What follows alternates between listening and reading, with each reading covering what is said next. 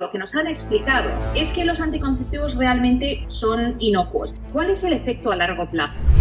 Retención de líquidos, hinchazón, cefaleas o migrañas, cambios anímicos, estados de euforia con depresión, proliferación de hongos. Al tomar anticonceptivas para poder tener relaciones sexuales sin quedarse embarazadas, les desaparece el apetito sexual. La toma mantenida de hormonas anticonceptivas puede acortar el tiempo de vida fértil de esos ovarios. David Vargas, cofundador de Regenera Health y pionero en el campo de la psiconeuroinmunología clínica. Desde el 2005, David y su equipo han transformado vidas a través de su enfoque innovador en la salud integrativa. Autor del libro Si no quieres tomar pastillas, toma decisiones y creador del primer máster europeo en psiconeuroinmunología clínica, David ha liderado una revolución en el tratamiento y la educación de la salud de la mujer. Hoy es mi invitado en Cómo Curar.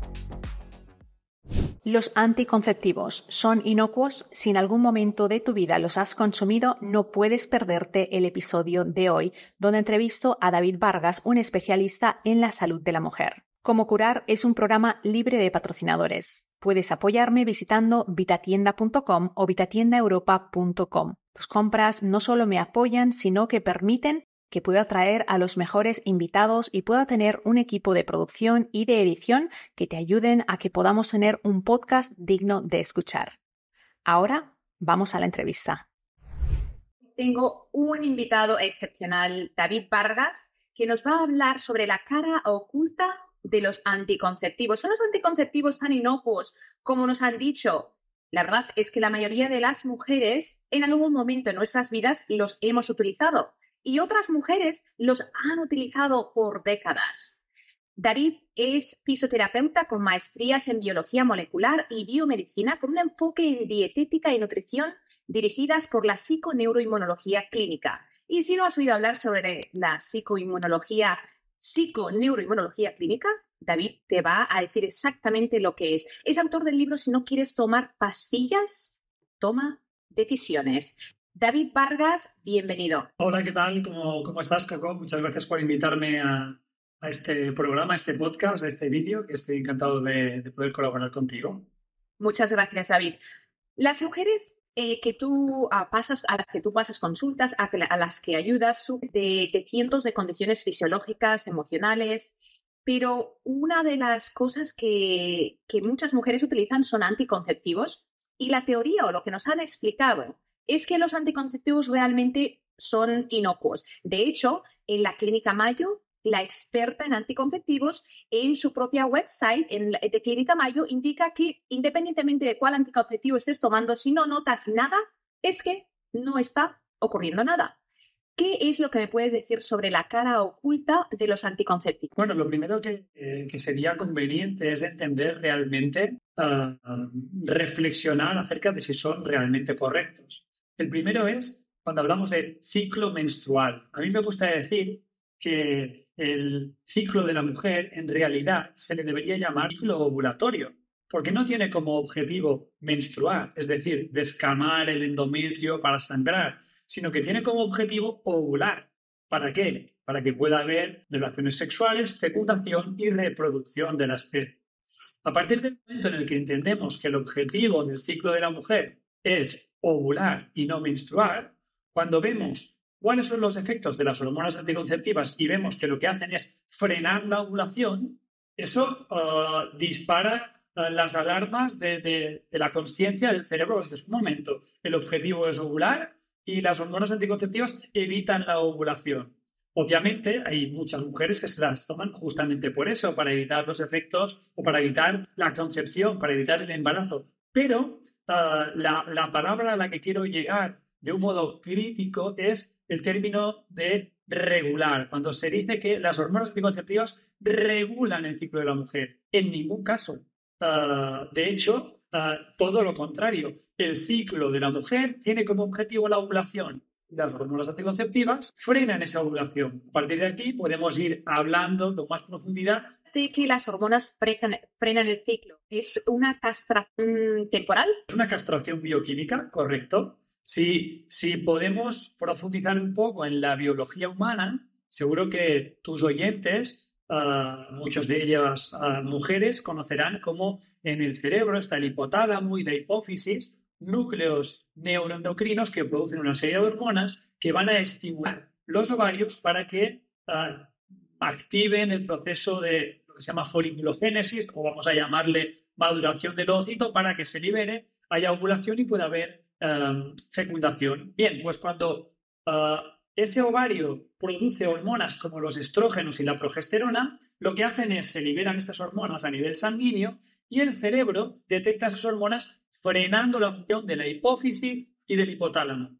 ¿Qué pasa entonces con las hormonas anticonceptivas? Que si yo por una vía oral me estoy tomando una combinación de estrógenos y progesterona, mi cerebro detecta que el ovario ya está funcionando y por tanto no emite señales descendentes para que el ovario funcione. En resumen, lo que está pasando es que ya no es un eje neuroendocrino en el que participa el hipotálamo, la hipófisis y el ovario, sino que se trata de un eje neuroendocrino de hipotálamo-hipófisis orquestando bioquímicamente la función de los ovarios. En esa función hormonal, como tú bien has indicado, la estamos dando.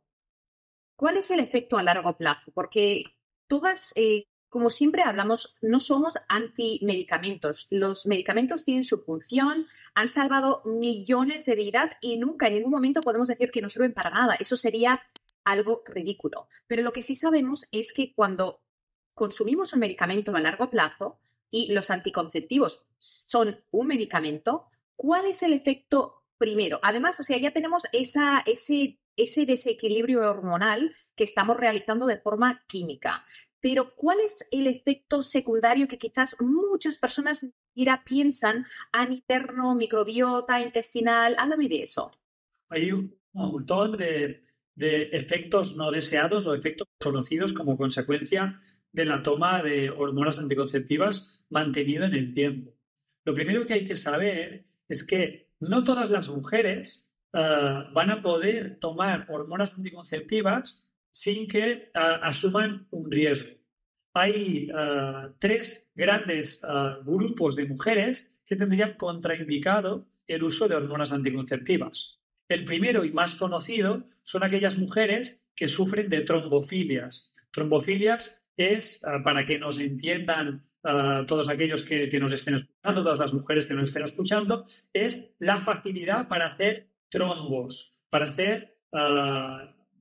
para incrementar el riesgo de trombosis venosa profunda o tromboembolismo pulmonar o incluso infarto cerebral. Pues esos trombos, hay mujeres que tienen más predisposición, ya sea por una causa genética, por ejemplo, un factor 5 de Leiden, o por una causa autoinmune, lo que se llama un síndrome antifosfolípido obstétrico. Bueno, da igual, esos nombres tampoco, sin más. Si eres una mujer con trombofilia, el riesgo para generar trombosis se incrementa.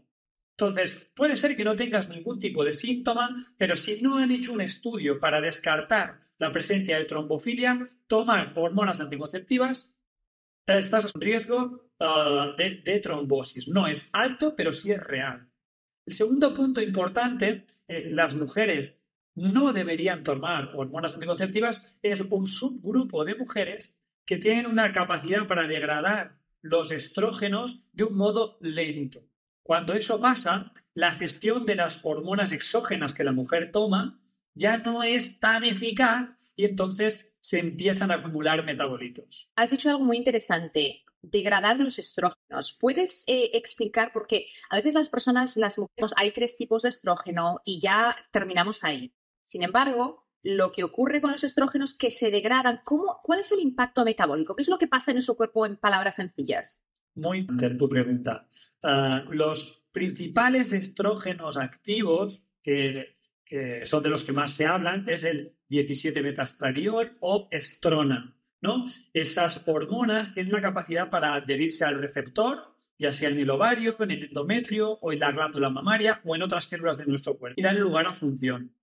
Pero esos estrógenos se pueden o se deben degradar por ejemplo, a metabolitos finales inactivos, como por ejemplo el estriol. Hombre, ese metabolito final inactivo se elimina a través de la orina, también a través de las heces y también puede adherirse al receptor, en este caso sin dar función. Ocupa el lugar del receptor, no hay función. ¿Qué sería función para entendernos? Cuando el receptor se adhiere, por ejemplo, al receptor del endometrio, pues el estrógeno hace incremento de la proliferación. Si tenemos 17 beta-estradiol, incrementa un poco. Si tenemos estradiol, incrementa 0.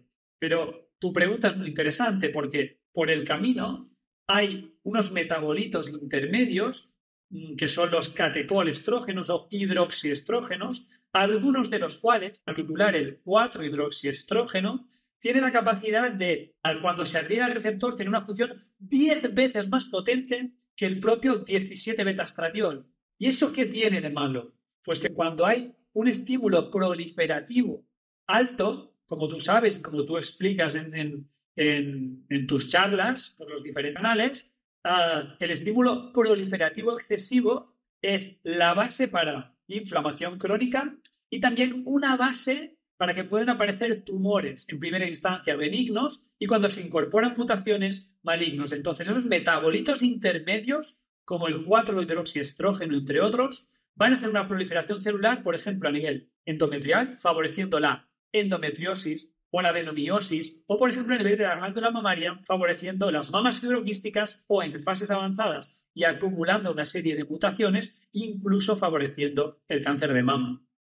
Entonces, cuando miramos a esa colección de hormonas y biproductos de esas hormonas, esos metabolitos, que son descomposiciones de esas hormonas, que si una persona está saludable, simplemente pasa por su ciclo y no ocurre nada. ¿Cuál es el impacto? O sea, nosotros entendemos ahora que muchas mujeres que consumen anticonceptivos, debido a esos anticonceptivos, tienen una dominación, en inglés le llamamos estrogen dominant. Hay son en estrógeno.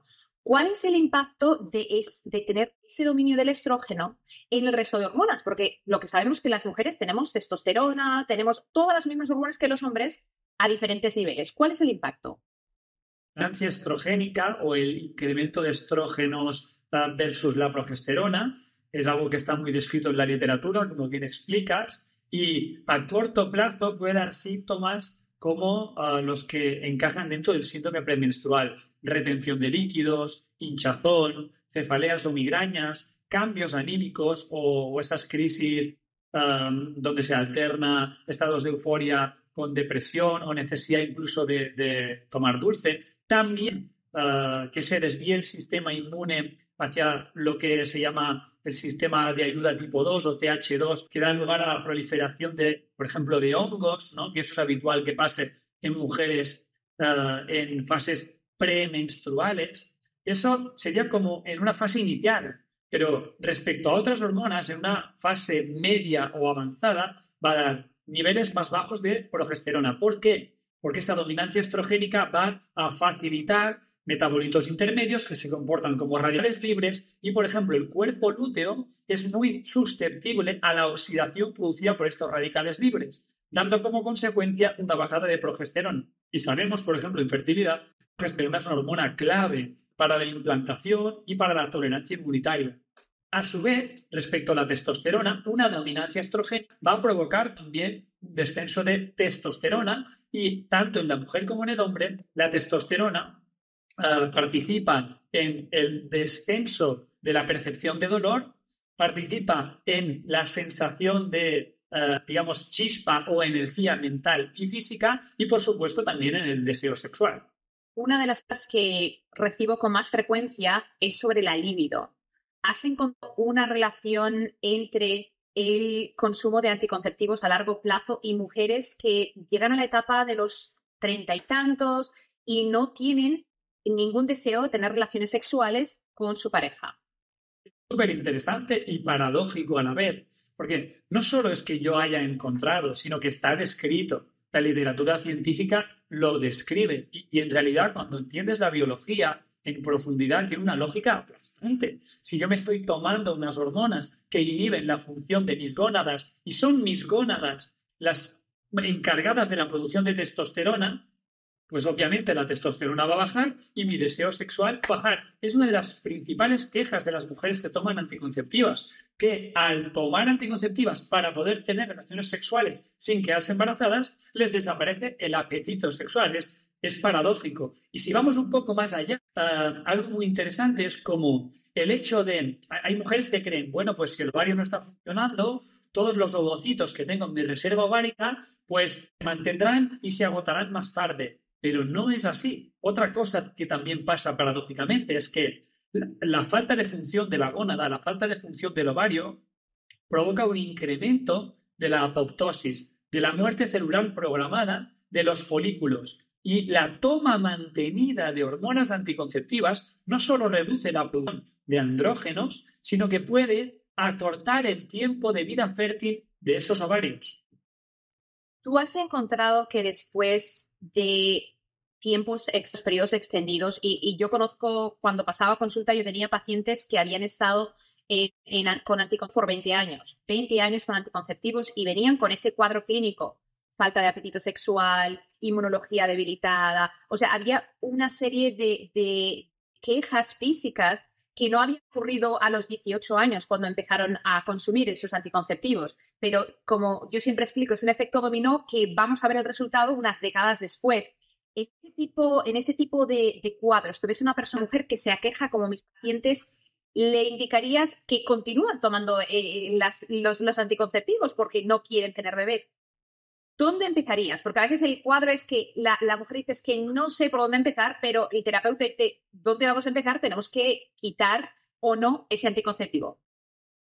Bien, en primer lugar hay que entender el motivo del para qué toma esas hormonas anticonceptivas. Es muy habitual que tome hormonas anticonceptivas para, entre comillas, ya sabemos, regular el ciclo menstrual. ¿Qué significa regular el ciclo menstrual? En muchos casos, no tener dolor. Pues bien, a día de hoy, desde la psiconeuroinmunología, desde la medicina integrativa, bien lo sabes tú, que has trabajado con muchos pacientes, y así también lo he hecho yo, regular o solucionar el dolor menstrual es relativamente sencillo. Es decir, con una alimentación adecuada, con un porcentaje de ácidos grasos poliinsaturados adecuados, con una regulación de la microbiota que sea correcta, en un porcentaje, yo diría que casi un 80% de los casos de las mujeres mejoran en 2 a 4 meses los síntomas. Entonces, en esas mujeres lo que les diría es: vamos a ver el motivo del por qué tienes esas menstruaciones dolorosas. Si resulta que se lo está tomando, por ejemplo, por un síndrome de ovarios poliquístico, por hiperandrogenismo, pues en muchos casos el síndrome de ovarios poliquístico tiene de base un estado de hiperinsulinemia. Hay unos autores popes en el mundo de la investigación, David Ehrman, que publica ya en 2004 en la revista New England Journal of Medicine, cómo la hiperinsulinemia es la verdadera clave del síndrome de ovarios poliquístico. Es verdad que hay pacientes que tienen un hiperandrogenismo de origen genético, pero son las menos, y las más son la hiperinsulinemia. ¿Cómo abordaríamos ahí? Pues a través, por ejemplo, de ayuno intermitente, una quizá alimentación baja en carbohidratos, o por lo menos eliminar aquellos refinados y ese exceso de fructosa, combinado con ejercicio físico que mejore también los niveles de glucosa y, por tanto, de insulina. Entonces, lo que diría es: tú, chica, ¿para qué tú, mujer, estás tomando en estos momentos estas hormonas anticonceptivas y no hay una solución mejor? Es la pregunta. Entonces, es cierto, y me gustaría que pudiéramos nombrar, cuando llegue el momento, para mí 3 indicaciones útiles donde sí utilizar las hormonas anticonceptivas. Pero hay un montón de disfunciones que recurren a estos fármacos sin que realmente sea necesario. A mí me gusta decir que de 100 pacientes, 20 tienen patología que necesita un abordaje farmacológico. Y 80 lo que tiene es síntomas que tienen su origen en disfunción. Y la disfunción necesita un abordaje de estilo de vida. En tu opinión, cuando hay esa necesidad de un abordaje farmacológico, ¿debería ser un abordaje de por vida, una sentencia médica, o se podría trabajar donde por un tiempo determinado se trabaja con una medicación, a la vez se trabaja con ese cambio de estilo de vida? ¿Cómo lo harías tú? Totalmente de acuerdo con lo que estás diciendo. Se trata de entender la salud y la enfermedad como un hilo que está conectado, el concepto del continuum, ¿no? Y cómo estoy en un estado de salud y empiezo a perder salud y empiezo a generar disfunción, incluso no tengo síntomas todavía, la disfunción va a más, empiezo a expresar una serie de síntomas, pero si me dan pruebas diagnósticas no va a aparecer nada positivo, la disfunción aumenta, se mantiene y acaba generando patología. Un caso tipo es los desórdenes a nivel estomacal, como una hipofunción estomacal, una hipocloridria, no es diagnosticable a través de una gastroscopia y, sin embargo, el paciente se queja de síntomas. Entonces, si eso se mantiene en el tiempo, acabará dando patología, una gastritis o una hernia. Pero el concepto del continuum es lo que hay que entender para el manejo de los fármacos y del estilo de vida como terapia. Hablas de una hipocloridria. Vamos a traducir esto en lenguaje humano. ¿Cómo lo vería? O sea, ya cuando un paciente desarrolla una gastritis es por una hipocloridria crónica de mucho tiempo. Sí. Pero ¿qué estamos hablando exactamente cuando hablamos de hipocloridria en el estómago? Yo hablo de eso todos los días, pero para que lo puedas explicar tú.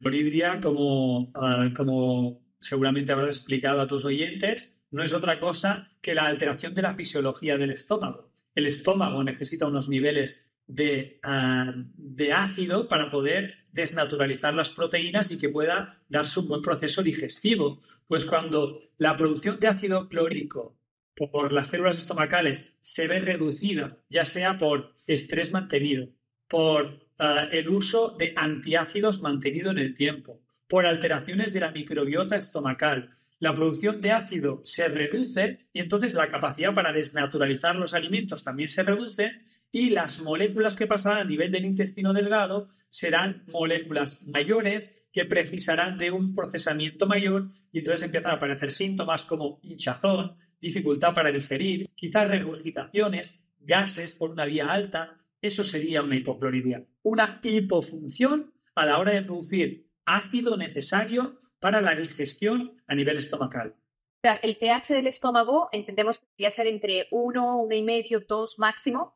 Sí. Y la media de pH que tú has encontrado en tu práctica, ¿la has medido? Nosotros lo hicimos. Pues, a ver, oscila entre 1 y 3 en función de si estoy en digestivo o estoy no digeriendo y sin hambre, pero el problema es cuando se acerca a 4, 5 y ahí aparece una de las bacterias oportunistas que cuando el pH del estómago es menos ácido empiezan a sobrecrecer y no es otra que el Helicobacter pylori.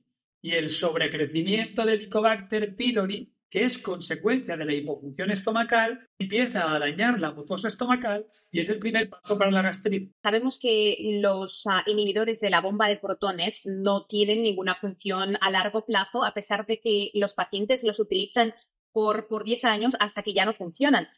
Explícame cuáles, o sea, ya entendemos, siempre usamos a Benito, cuando hablamos de la función del estómago y la falta de acidez, es que este órgano de aquí, que debería tener una acidez, los que se acuerdan de su clase de química, cuando ponías el dedo, bueno, no lo pones, pero si pones el dedo en un ácido de 1 o 2, se te va el dedo, o sea, no lo vamos a hacer. Pero hemos sido creados con unas paredes del estómago que lo pueden resistir. Pero dime qué es lo que ocurre con esos inhibidores. Resuelven el síntoma, pero ¿por qué es que en realidad esos inhibidores de las bombas de protones no a largo plazo son un problema muchísimo, yo diría incluso hasta a corto plazo? ¿Cuál es tu opinión? Que básicamente lo que hacen es que cuando hay problemas, sobre todo a nivel de la válvula que separa el esófago y el estómago, cuando hay problemas de pH, esa válvula se abre. O sea, realmente lo paradójico es que el paciente se queja de acidez en la boca del estómago a nivel esofágico y es por déficit de ácido, no por exceso. Es porque el déficit de ácido hace que el estímulo de pH que mantiene esa válvula cerrada se abra y haya un reflujo de ácido. Entonces, si toman los antiácidos para reducir todavía más el ácido, no tener el síntoma a nivel esofágico. Pero resulta que de lo que se trata es de recuperar la microbiota, de recuperar el ácido que cierra esa válvula y lo que es muy importante es que ese ácido en el tiempo es el encargado del control del crecimiento de bacterias en el estómago y por el otro lado también es el encargado del mantenimiento de la mucosa gástrica. Entonces la falta de ese ácido va a provocar una alteración de la microbiota estomacal y va a provocar un deterioro de la mucosa gástrica, así de perjudicial es a medio y largo plazo. Cómo Curar es un podcast sin fines de lucro, libre de patrocinadores. Si deseas ayudarme, puedes apoyarme visitando vitatienda.com o vitatiendaeuropa.com, donde encontrarás las fórmulas que he creado desde 1999, 100% naturales para tu salud, belleza y cuidado del hogar. Una de mis fórmulas favoritas es Happy Tummy. Es efectiva para quienes tienen problemas de distensión abdominal, reflujo, gastritis, gases, digestión pesada o inflamación en el abdomen al comer. Añade 15 gotas antes de cada comida y disfruta de una barriguita feliz. Ya hemos visto que el consumo de antiácidos a largo plazo no es una buena idea. Los anticonceptivos no son una buena idea. Me mencionaste que había 3 casos muy puntuales en los que quizá por un corto periodo de tiempo una persona los necesite. Dime cuáles son. Sí, esto siempre me gusta subrayarlo porque como tú también explicas, no somos antifármacos, no somos anti-medicina convencional, al contrario, queremos sumar y queremos encontrar en cada caso lo que va a necesitar la persona. Y para ello no estamos en contra de nada, estamos a favor de todo lo que funciona. Entonces, los 3 escenarios son escenarios de fatiga central en mujeres con amenorrea severa. Amenorrea es con un ciclo menstrual apagado, digamos, ¿no? Para entendernos, una mujer que no menstrua, que tampoco ovula y que lleva a ese proceso por una larga evolución. Se genera como un apagado del hipotálamo y de la hipófisis, y el eje neuroendocrino no solo se apaga el ovario, sino que también se apaga el hipotálamo y la hipófisis. En esos casos, una intervención con hormonas anticonceptivas entre 3 y 6 meses, siempre y cuando esté descartada las trombofilias, tanto genéticas como autoinmunes, y también habiendo hecho un estudio de la capacidad para degradar las hormonas, ese metabolismo lento del que hablábamos antes, si eso está descartado, puede ser interesante el uso de hormonas anticonceptivas para que entre en juego las hormonas con hipotálamo y hipófisis y una parte del eje neuroendocrino empieza a funcionar. Esa es una. ¿Has hecho algún estudio o tienes acceso a alguna literatura que quizás yo no lo tengo, por eso te pregunto, que tenga una relación con el nervio vago o que haya una relación con una disbiosis en la microbiota, de la que vamos a hablar más adelante, y que eso dé consecuencia a una malfunción del nervio vago, que se le puso el nombre vago porque por muchos años nadie sabía lo que hacía? Ahora sí sabemos que tiene muchas funciones. ¿Eso es algo que has investigado? ¿Hay una posibilidad? No tengo idea, o sea, simplemente se me acaba de ocurrir. ¿De qué modo se te ocurre ese mecanismo? Porque sí que es cierto que la relación del sistema nervioso con el eje neuroendocrino es directo, pero en este caso es especialmente directo por una vía central. No es tanto a través del nervio vago, por ejemplo, el estomacal, sí que necesitamos el nervio vago, las fibras simpáticas del nervio vago que van a influir en el funcionamiento del estómago. Pero aquí el eje neuroendocrino es hipotálamo-hipófisis. Entonces, ¿de qué modo lo piensa ese mecanismo? Porque puede ser interesante. Estoy pensando en voz alta, pero yo lo pienso en el sentido de que la conexión que el cerebro tiene con el exterior es nuestra mucosa intestinal, que si la desdobláramos es muy grande. La mucosa intestinal tiene receptores también hormonales, y cuando hay una disbiosis en esa mucosa, o bien en el colon, en la conexión entre colon y intestino delgado, eso puede enviar mensajes dependiendo de la genética de cada paciente. Hay pacientes que quizás además viven con un estado de estrés donde ya sabemos que el sistema simpático está sobrealterado. Ahora el organismo recibe un neuromensaje diciendo: esta persona no está para tener bebés ahora. Entonces vamos a parar todos los mecanismos de embarazo, los vamos a detener, porque lo que tenemos que hacer es saber por qué es que tenemos hormonas que no nos están llegando a los receptores, o la degradación de hormonas no está ocurriendo, porque si no hay ovulación, pues obviamente a eso va a... Eso es mi thinking out. No lo sé. ¿Tú qué piensas? No es muy bien, porque yo estaba hablando de una vía descendente, de central a periférico, y tú estás hablando de lo que se llama el condicionamiento biológico o las señales aferentes, es decir, del cuerpo hacia la cabeza. Y efectivamente está más que demostrado. Hay autores como Charles Rayson o Andrew Miller que han publicado de cómo la hiperpermeabilidad intestinal incrementa la endotoxemia, y eso se traduce en señales de alarma que, si la barrera hematoencefálica también está debilitada, va a dar lugar a una hiperactividad del sistema nervioso simpático a nivel central y eso va a apagar el eje neuroendocrino de la reproducción, porque podríamos dividir las funciones de la neurofisiología y la neuroendocrinología en supervivencia al individuo, es decir, pues salvarme la vida, correr, comer, beber, dormir, ¿no? Supervivencia al individuo y supervivencia a la especie, que es todo aquello que tiene que ver con relaciones sexuales, amor, reproducción, embarazo, ¿no? Entonces, si las señales aferentes son de peligro, hay una inflamación, nuestra neurofisiología va a entender que hay riesgo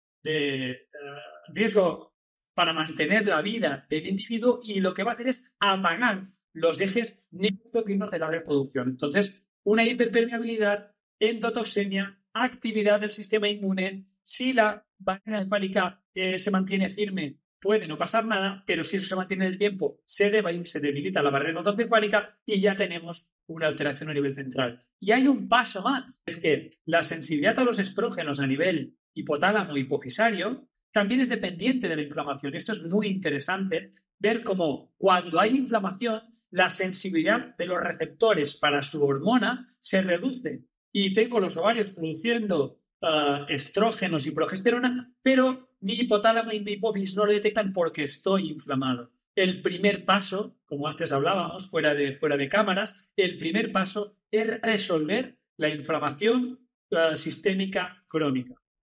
Siguiendo en lo que me dijiste, hemos mencionado la amenorrea como un posible caso en el que por un tiempo limitado se podría recetar a un paciente anticonceptivos. ¿Cuáles son las otras dos? Muy importante, no todas las amenorreas, solo la amenorrea con fatiga central. Y ahí veremos niveles de LH y FSH demasiado bajos. Ahí sí, no en todas las amenorreas con FSH y LH que funcionen correctamente, no sería indicado. El segundo caso sería en casos de síndrome de ovario poliquístico muy pasado de rosca.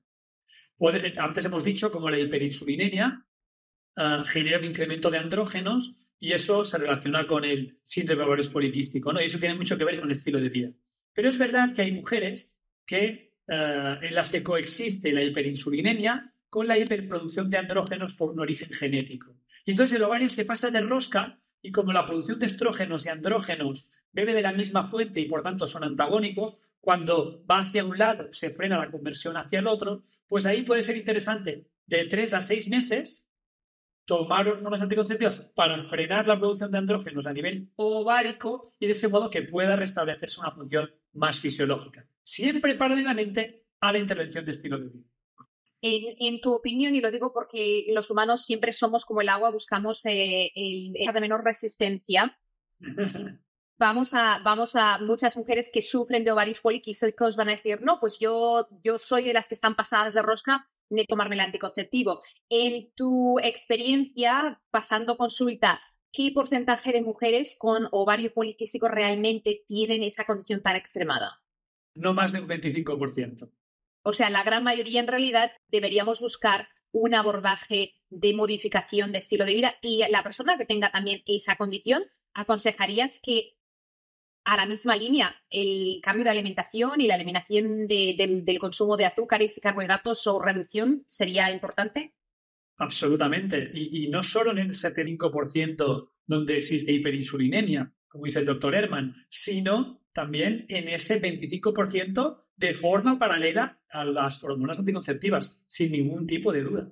Además de, por supuesto, regular la microbiota, la hiperpermeabilidad, la función estomacal, la inflamación sistémica crónica, por supuesto.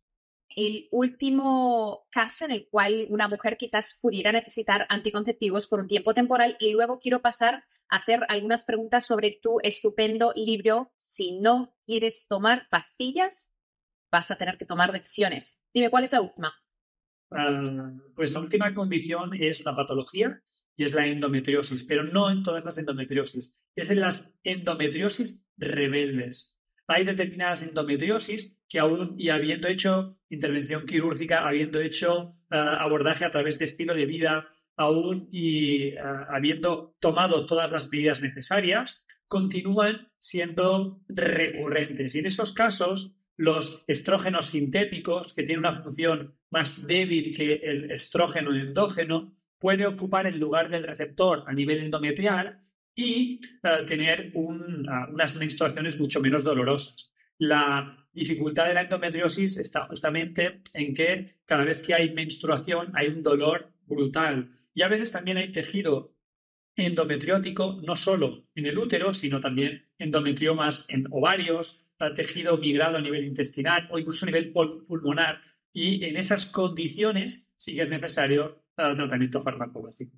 ¿Has tenido la oportunidad de trabajar con aplicación de nutrientes de los que tú sabes deficiencias? Algo que vosotros trabajáis en vuestra clínica, para que los que nos están viendo y no conocen a David, Regenera es una clínica en Barcelona que hace consultas en línea. Yo no tengo ninguna afiliación ni ventaja financiera si alguien les visita, pero les recomiendo que son mujeres y tienen problemas de los que estamos hablando. Esa es una buena opción. Yo recibo miles y miles de mensajes de personas que quieren que les pase una consulta. Yo no lo hago, pero sí me gusta referir a profesionales que pueden hacer una labor igual o mejor que la que yo podría realizar, y creo que tu clínica está a ese nivel. Así que una gran recomendación. ¿Has tenido oportunidad de trabajar con el yodo? ¿Sabes? No sé si en España se utiliza mucho, si hay mucha investigación sobre el papel que juega el yodo en el sistema endocrinológico de la mujer. Ahora entiendo que te refieres de un modo a través de los receptores o los transportadores de yodo, y eso sí que lo hemos estudiado, y justamente en el grupo de investigación donde yo hice el trabajo de final de máster, cómo existen receptores para hormona tiroidea, tanto para T3 como para T4, a nivel nuclear y a nivel mitocondrial.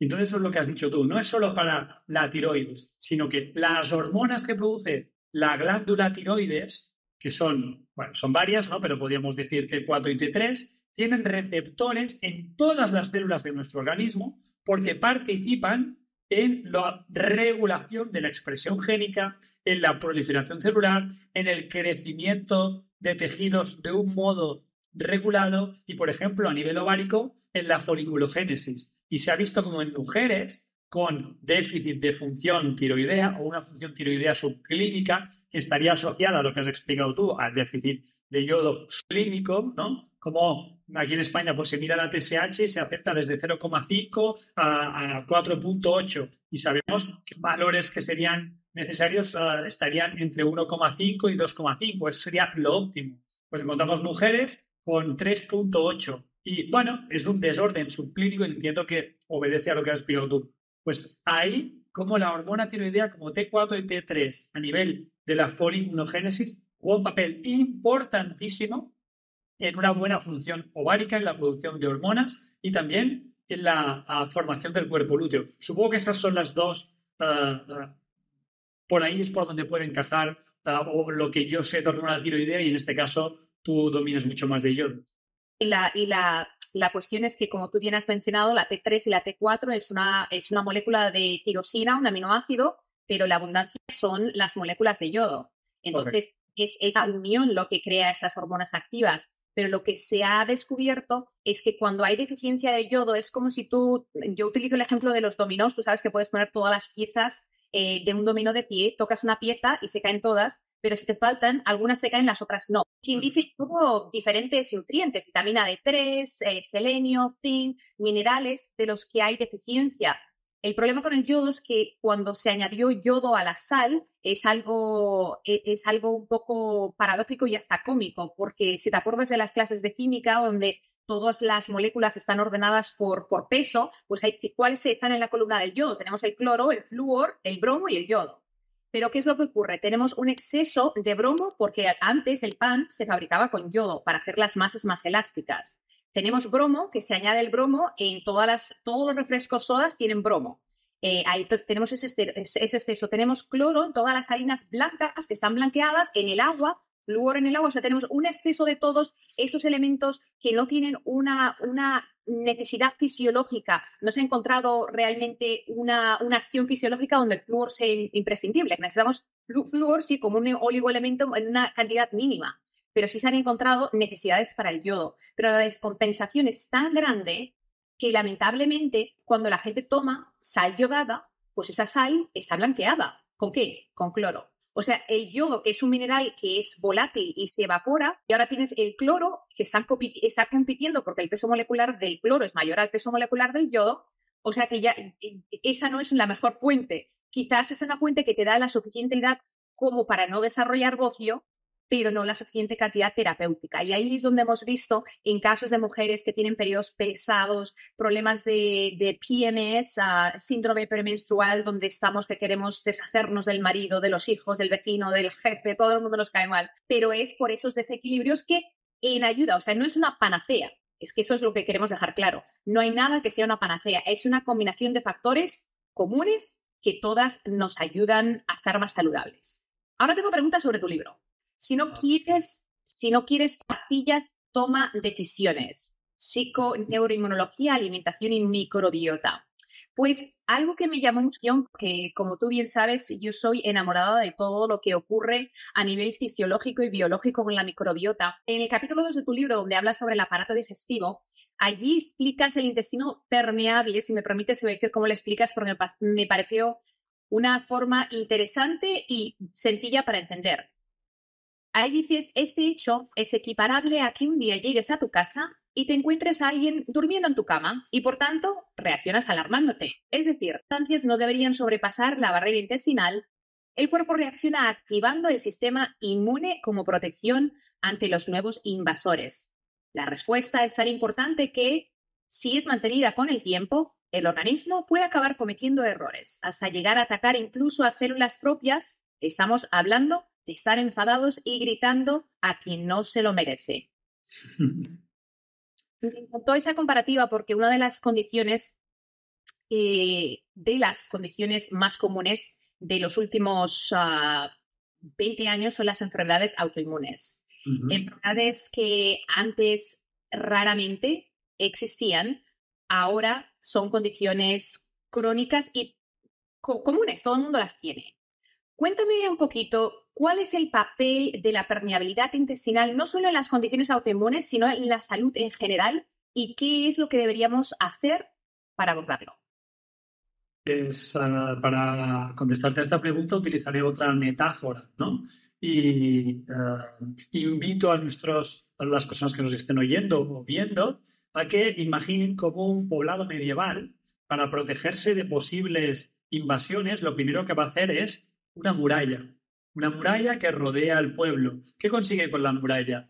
Pues una barrera mecánica que dificulte la posible colonización externa a ese pueblo y que pueda mantenerse pues, en paz y en armonía, ¿no? Pues la muralla que separa el mundo interno del mundo externo, es decir, de lo que pasa dentro de nuestras células y nuestros órganos, de lo que pasa fuera, esa muralla es el intestino, la muralla más grande que tenemos en nuestro cuerpo, además de la piel, es sobre todo el intestino. Y cuando esa muralla empieza a resquebrajarse y a tener agujeritos, resulta que facilita la posibilidad de que ese pueblo pueda ser colonizado por potenciales invasores. Y entonces ahí lo que vamos a encontrarnos es que van a empezar a entrar quizá personas que pueden empezar a perturbar la armonía de ese pueblo. Y dentro del pueblo tenemos el sistema inmune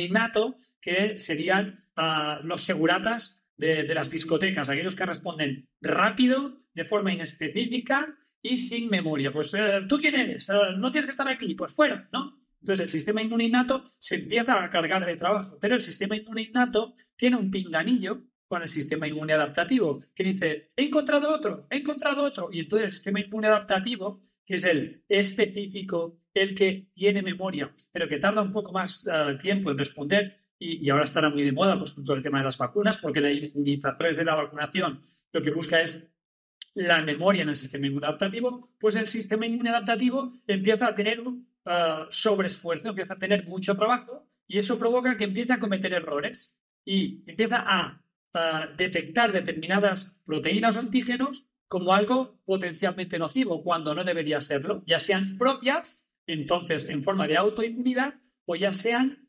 externas, en forma de alergia. Entonces, ¿cómo alterar la muralla, la barrera mecánica que separa el poblado de las posibles colonizaciones o nuestro organismo interno del mundo externo, cómo hace que el sistema inmune innato se sobrecargue, el adaptativo pierda especificidad y empecemos a generar inflamación crónica, que es la sopa de proteínas que va a dar lugar a autoinmunidad, a alergias. No sé si la metáfora te encaja. Sí me encaja. Vamos a usar a Benito otra vez. O sea, estamos hablando de esta parte de la tibia, ¿vale? Estamos hablando del intestino delgado. El intestino delgado tiene 21 pies, como 7 metros de largo, pero si lo desplegáramos, tiene 2.000 pies cuadrados, 200 metros cuadrados, ¿verdad? Es el tamaño del intestino si está desplegado. O sea, que si nos imaginamos el tamaño de una casa, mucha gente tiene las casas que la casa por completo mide eso o menos. Ahí es donde nosotros, en esa alfombra gigantesca, ahí tenemos ese cultivo. O sea, si lo imaginamos desplegado, porque es que lo vemos así como que se hace un poquito complicado. Pero si lo imaginamos desplegado, ¿qué es lo que hay en esa capa? ¿Es un moco y qué hay en ese moco? Pues mira, siguiendo con el símil, justo por delante de la barrera, es habitual que hayan fosos, ¿no? Y esos fosos pues tienen cocodrilos, ¿no? Que evitan que todavía sea más difícil poder colonizar el poblado. Pues por encima de esa barrera intestinal encontramos una mucosa donde hay péptidos antimicrobianos, que serían los cocodrilos. Y por encima de la mucosa o en relación con esa mucosa encontramos la microbiota, que se encarga de mantener esa mucosa y también la integridad de la barrera intestinal de un modo adecuado. A mí me gusta imaginar que tenemos pues arqueros por encima de esa muralla y alrededor del poblado. Y esos arqueros protegen de otros posibles invasores. Esa es la relación entre la microbiota, la mucosa y la barrera intestinal. Cómo estos tres elementos se interrelacionan entre ellos para formar la barrera mecánica que impide que podamos ser colonizados por microorganismos, por péptidos con un tamaño mayor del que debería ser, o de determinadas partículas de bacterias o incluso virus que harán hiperreaccionar nuestro sistema inmune, dando lugar a cefaleas, síndromes de fatiga crónica, dando lugar a síntomas intestinales, a dolor musculoesquelético, artritis y multitud de sintomatología dependiendo de la susceptibilidad genética de cada persona. Hemos estado hablando sobre los anticonceptivos, el impacto que tienen a nivel fisiológico hormonal y a nivel fisiológico digestivo. Ahora hablamos también de la importancia de tener el estómago, esa cavidad, con un pH de entre 1 y 2,5, es el pH óptimo para hacer una digestión. Ahora estamos hablando de que los alimentos, ahora vamos a poner un caso hipotético. Señora, usted va a ser nuestro paciente por los siguientes 5 minutos. Hipotético. Señora X, que llega con dolencias y empiezas tú a visitar a esta paciente y te das cuenta de que simplemente por el cuadro sintomatológico, porque yo siempre les decía a mis pacientes, podemos gastar 3, 4, 5 mil dólares en exámenes, ¿sí? Fácil y rápido. O podemos intentar hacer lo que te voy a decir que vamos a hacer anyways, de todos modos, y vemos qué tal funciona, y cuando ya tengamos ese cuadro un poquito más relajado y con menos sintomatologías, en lugar de tener que hacer exámenes por 5 mil dólares, tenemos 1.000 dólares de exámenes y ya vemos cuál es la terapia para alcanzar esa optimización. Entonces, ahora tenemos una paciente que lo tiene todo y tú extrapolas por las expresiones que hay falta de acidez en el estómago, que hay permeabilidad intestinal, que hay disbiosis de esa microbiota. ¿Cuál es el abordaje inicial en tu caso?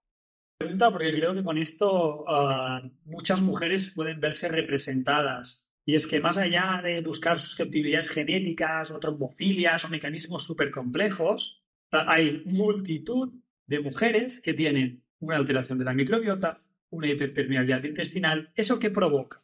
Cuando tengo la puerta de entrada para el mundo exterior, digamos, excesivamente perforada, lo que va a haber es un incremento de paso de partículas potencialmente nocivas, lipopolisacáridos y otros péptidos, que a través de la vena porta a ir al hígado. Nuestro primer filtro es esa barrera que hemos hablado a nivel intestinal. y las moléculas que pasen al torrente circulatorio irán a la vena porta y de ahí van a ir al hígado, que es el segundo filtro. En ese hígado es donde se hace el metabolismo hormonal de los estrógenos. Y resulta que si el hígado se ve sobrecargado, algo bastante habitual, el círculo vicioso de la sobrecarga tóxica crónica, que empieza pues con la hiperpermeabilidad, los trastornos de microbiota, alimentación, ¿qué va a provocar? Que la degradación hormonal se enlentezca. ¿Qué hemos dicho antes que pasa cuando la degradación hormonal se enlentece? Que aparecen metabolitos intermedios que tienen efectos endocrinos 10 veces más potentes que sus precursores y que también tienen efectos inmunitarios o efectos moleculares equivalentes a radicales libres. Entonces, lo que vamos a tener es un escenario de hiperestrogenismo por hiperpermeabilidad intestinal, pero el hiperestrogenismo es hiperestrogenismo de metabolitos intermedios. Y ahí yo cojo y creo que la solución es tomar píldora anticonceptiva, que necesita ser degradada a nivel hepático. ¿En serio? ¿De verdad vamos a mejorar la degradación de hormonas o al contrario, se va a dificultar? Eso es lo que la clave. Tú estás diciendo, yo cojo en sentido hipotético, que lo que no haría sería darle una... Tampoco con sarcasmo. En ningún caso a una mujer con sobrecarga hepática lo que vamos a provocar, lo que le vamos a proponer es el uso de fármacos para resolver lo que fue provocado en muchas ocasiones por una mala alimentación intestinal. En ningún caso. Era un poco sarcasmo en ese sentido. Y ahí podemos ahora utilizar más el rizo y acabar volviendo de nuevo a la microbiota. Y es que en la microbiota los metabolitos finales de la degradación de los estrógenos, algunos estrógenos glucuronizados, que se consiguen a través de moléculas, un nombre raro que se llama beta-glucuronidasa, pues tenemos el estrógeno inactivo que ya está preparado para salir por las heces. Pues cuando la microbiota está alterada, en muchas ocasiones se desactiva esa beta-glucuronidasa y lo que provoca es que vuelvan a activarse los estrógenos y pasen de nuevo al torrente sanguíneo, incrementando aún más el hiperestrogenismo. Por tanto, sin ningún género de duda, lo primero que vamos a hacer es cerrar barreras, mejorar glucosas, mejorar microbiota, mejorar el peso, porque sabemos que el peso del hombre y de la mujer van a participar en la función hepática. Vamos a ampliar, vamos a proponer espacios de ventanas nutricionales en las que pueda haber unas ciertas horas de ayuno que permitan un mejor metabolismo hepático. Y ese es el punto de partida. En ningún caso los fármacos. De modo práctico, ¿qué es lo primero que hacemos? Ya tenemos ese paciente que tiene un pH en el estómago, que quizás está tomando inhibidores antiácidos, inhibidores de la bomba de protones.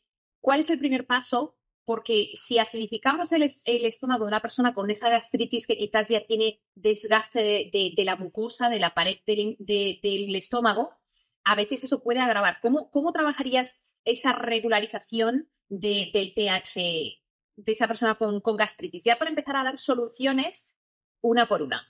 El primer paso siempre es una visita personalizada. Eso lo sabemos, porque puede que haya una persona que tenga una hipofunción estomacal por exceso de toma de antiácidos o otra persona que tenga los mismos síntomas y que sea por estrés laboral. Entonces, hacer recetas generales, corremos el riesgo de que haya personas que no les funcione, que inviertan energía y expectativas y que después pues, se vean decepcionadas. Pero una vez entendemos que siempre hace falta una primera visita personalizada, por supuesto, el abordaje a nivel de estómago, intestino delgado y colon, vamos a entender el aparato digestivo globalmente, va a precisar una alimentación que tenga alimentos prebióticos que permitan una buena reconstrucción de la microbiota, siempre habiendo descartado un sobrecrecimiento bacteriano. Pero bueno, hay muchos matices que hay que contemplar.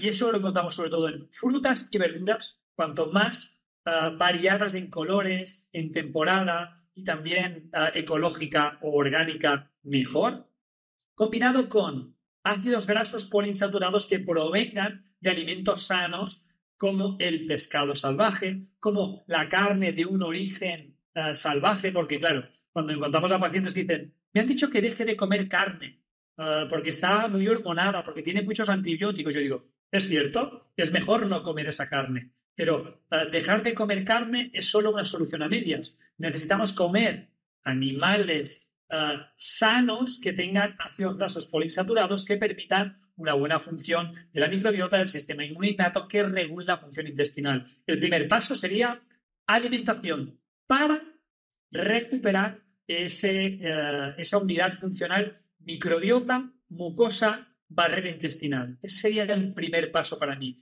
Incluiríamos ahí estómago, intestino delgado y colon para no ser complejo, ¿eh? Ese sería el primer paso. El siguiente paso sería entender que el hígado, una vez cerrado barreras, el hígado puede necesitar una intervención.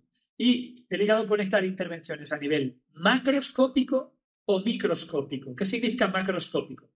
¿Tienes sobrepeso? Cuando almacenas grasa a nivel abdominal, creemos que es solo por encima de las abdominales, pero no es así.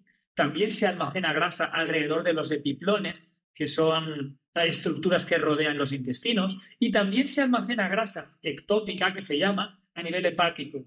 Y esa grasa a nivel hepático va a activar el sistema inmune innato y va a dificultar la degradación de hormonas. Entonces, el paso número 2 para intervenir a nivel hepático, hay que perder barriga. Y eso de que hay que tener que las abdominales es un enfoque estético, sí, seguramente sí, siendo un enfoque frívolo de las abdominales, pero a día de hoy, entendiendo la salud como un concepto de continuum, tener la barriga plana, casi tener abdominales, no debería ser una opción. Es un indicador de salud hepática. Ese sería a nivel macroscópico. Y después a nivel microscópico, obviamente, habría que utilizar desde alimentos hasta complementos que puedan estimular tanto la fase 1 como la fase 2 de degradación hormonal a nivel hepático. Por ejemplo, alimentos como la alcachofa o el brócoli, ¿no? Sabemos que tiene sulfurofano o silipinina, y también combinados, por ejemplo, con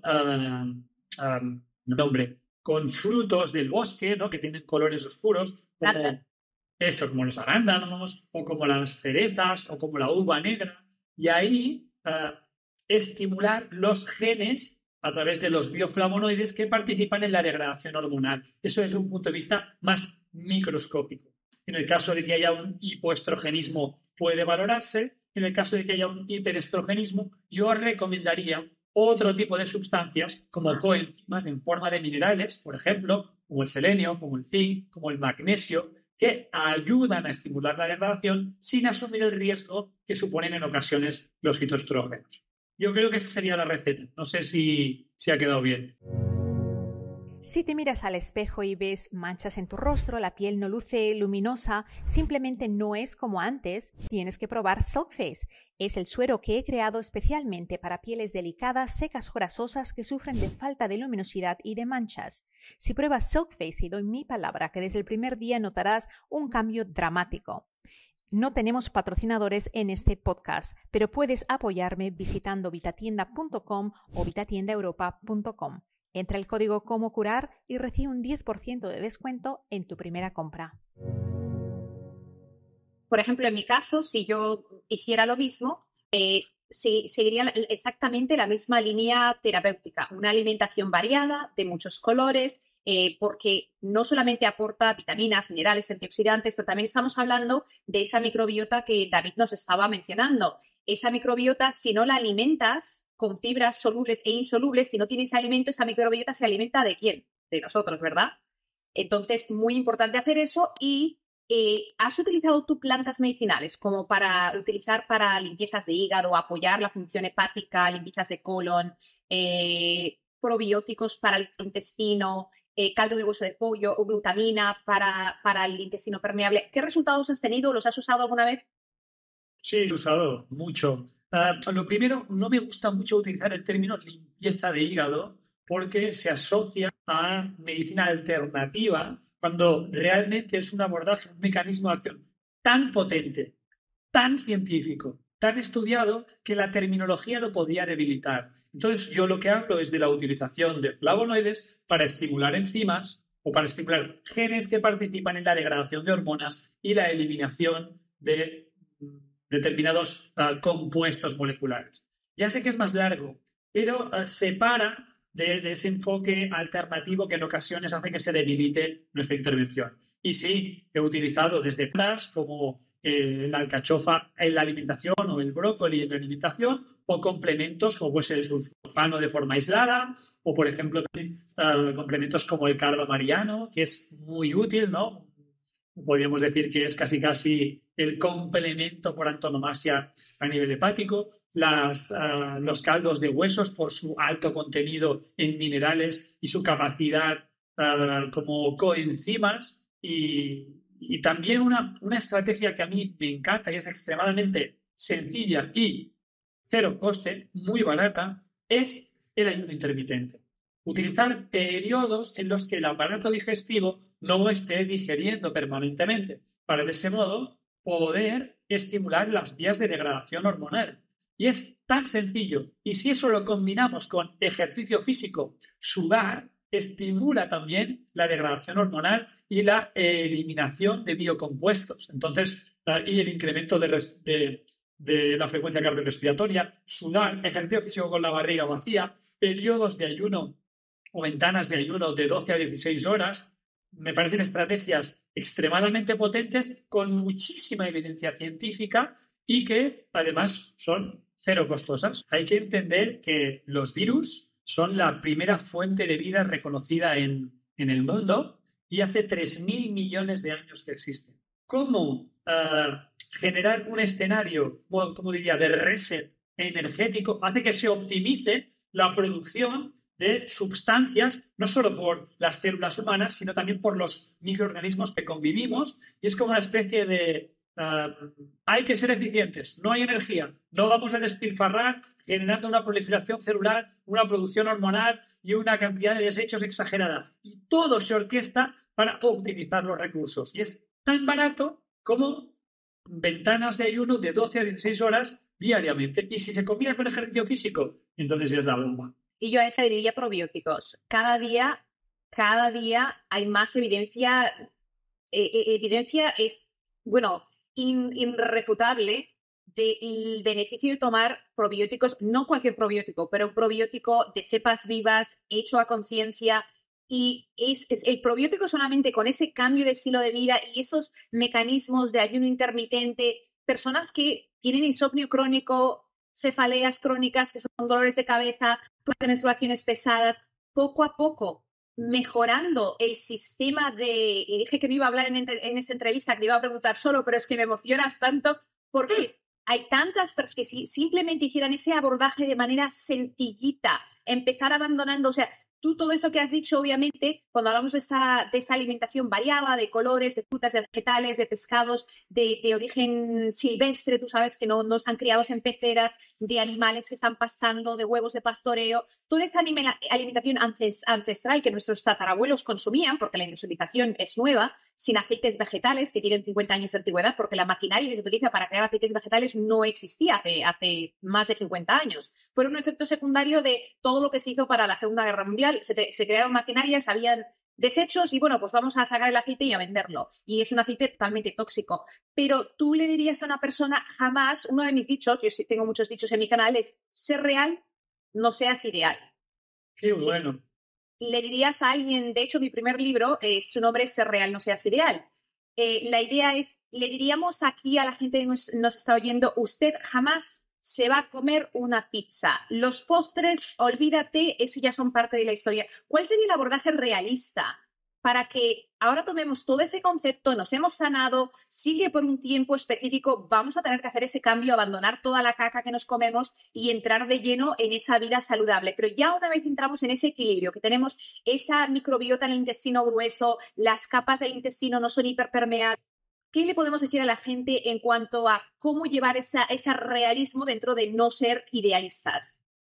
Pues me encanta tu pregunta. A mí me encanta cómo te apasionas, porque a mí también me apasiona lo que de lo que estamos hablando y a lo que nos dedicamos. Y me gusta ver que ahí que participas exponiendo contenido que tú sabes muchísimo. Pues yo aquí utilizo dos fases. Una cosa es la fase terapéutica, donde hace falta llevar a cabo estrategias que en ocasiones son más estrictas, ¿no? Pues si tenemos una persona que se encuentra en una situación de desequilibrio, pues necesitamos a veces ir a extremos de perfección para poder restablecer el equilibrio. Pero una vez hemos conseguido restablecer el equilibrio, yo recomiendo de vez en cuando saltártelo por varios motivos. Uno, porque puede ser un estímulo hormético.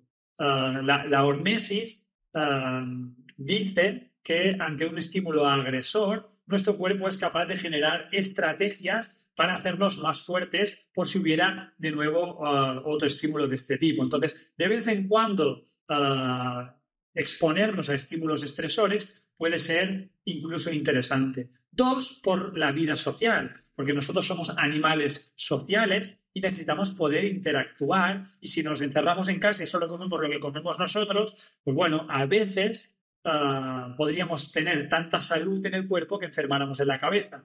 Entonces ahí la regla 80-20, 80% bien hecho y un 20% saltártelo puede ser una estrategia bastante interesante. Y después un tercer punto que es para mí no menos importante, que es que cuando lo haces mal, te sienta mal, entonces recuerdas por qué estás haciendo aquello. Y ya no es una dieta, sino un estilo de vida. Yo mismo, pues obviamente, cuando voy a cenar con amigos o con mi mujer, pues, la mayoría de las veces escojo alimentos sanos, pero de vez en cuando, pues me puedo comer una pizza. Si voy a un sitio que hace unas buenas pizzas, cerca de donde nosotros veraneamos, hay un sitio que hay una de las mejores pizzas de España, pues vamos ahí, nos comemos la pizza y la disfruto, ¿no? en la boca. Pero al día siguiente, madre mía, cómo tengo la barriga. Yo soy consciente de que voy a tener la barriga inflamada, pero conscientemente doy a cambio mi bienestar abdominal a cambio del placer en la boca. Pero ese malestar abdominal me dice, sí, el placer en la boca fue bueno, pero ¿y la calidad de vida que tengo? O sea, yo no hago ninguna dieta, es que realmente es un tema de estilo de vida, es que yo realmente soy más feliz por hacer esto, porque me siento tan bien que cuando no lo hago, lo disfruto en el momento, pero el propio cuerpo se encarga de recordarme por qué lo estoy haciendo. Entonces yo creo que esos tres elementos son interesantes para hacer esa regla del 80-20, 80% bien, 20% regular. De la manera en como yo lo expreso es que tenemos que tomar decisiones con conciencia. A veces las tomamos por reacción culpable. Yo siento que repartimos más culpa que conciencia. El concienciamiento de por qué nosotros elegimos hacer algo es más importante que el sentirnos culpables por hacerlo. Entonces, de la manera en como yo digo a la gente, tú tienes que elegir algo que te apasione, que te gusta, que tú sabes que es malo, y tú dices, a mí es que me encantan los helados, soy intolerante a la lactosa, tienen colorantes, pero yo una vez al mes me voy a tomar un helado, pero la clave está en que te lo tomas con esa conciencia de que sabes que no es bueno y que sabes que no es algo que me lo tomo hoy por la noche, mañana me lo tomo por la tarde, esa elección de decirlo, hoy lo hago. O quien le dice a mí, por ejemplo, me encantan las margaritas. En España los cócteles no están como en Estados Unidos, pero yo no me tomo una margarita todas las semanas. Claro. Pero cuando en cuando me tomo una margarita cargadita con su tequila y me la disfruto y no siento culpabilidad. Pero ahí está la clave en que cuando nosotros sabemos que un impacto de tomarnos 50, 75 mililitros, 3 onzas de alcohol es malísimo para el hígado, pero es peor vivir diciendo, ay, ojalá pudiera tomarme ese helado, ojalá pudiera tomarme esa margarita. A ver, no sé, que sea una persona que tenga realmente una adicción al alcohol, un alcohólico, no puede, tiene que hacerse por completo por su salud en todos los aspectos. Pero es muy importante lo que tú estás diciendo y repartir siempre la conciencia de que tomamos esas decisiones porque sabemos que tenemos que disfrutar de la vida, no podemos estar sin darnos un gusto hasta que nos muramos. Así que ha sido un placer tenerte aquí, David Vargas, autor del libro Si no quieres tomar pastillas, toma decisiones, disponible en todas las tiendas de libros en España, disponible online, ¿verdad? En Amazon, alguna otra fuente donde la gente lo pueda comprar en Kindle o cualquier otra versión. Sí, yo creo que está en ebook en Amazon y la verdad, no sé si está en muchos sitios, a lo mejor de la editorial me matan. Esto, esa es la referencia que siempre damos. Supongo que por Kindle también debe estar. Se lo recomiendo a todas las personas que están viendo esta entrevista. Lo he leído. Me ha encantado por su sencillez, por la explicación de conceptos complejos de manera cotidiana. Yo le digo esto, hablar en un lenguaje coloquial. Y a veces, lamentablemente, a los que nos gusta la ciencia nos gusta escucharnos. Y como nos gusta escucharnos con palabras raras, pensamos que todo el mundo lo disfruta y la verdad es que no, solo lo disfrutamos nosotros. Así que ya yéndonos de ese egocentrismo, David ha creado este libro estupendo y tú también tienes una clínica. Háblame de tu clínica. Mucha gente que te está viendo ahora están en Estados Unidos, en Latinoamérica. ¿Pueden hacer una consulta contigo o pueden hacer una consulta con alguno de tus colegas? Tenemos 4 clínicas en realidad. Los pueden encontrar en la página www.gruporegenera.com y ahí pues tenemos una vertiente asistencial donde tenemos en estos momentos un equipo de 17 terapeutas, se hace consulta online y tenemos ahora mismo 4 clínicas y en vías de abrir 2, 3 más. Y por el otro lado tenemos también una vertiente formativa que hacemos pues másters en medicina integrativa, en psiconeuroinmunología, en enfermedades autoinmunes, en aparato digestivo y esa sería pues nuestra empresa.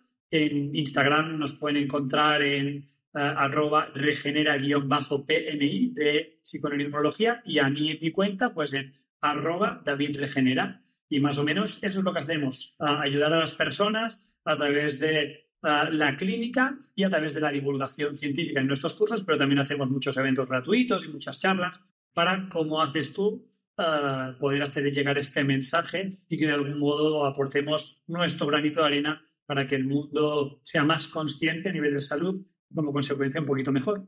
Pues muchas gracias, David. Ha sido todo un honor. Volveremos a tenerte aquí en el programa donde vamos a seguir siempre ayudando a todos los hombres y las mujeres que quieren decir no a las sentencias médicas. Gracias. Muchas gracias a ti. Si eres nueva a este canal, te invito a que te suscribas.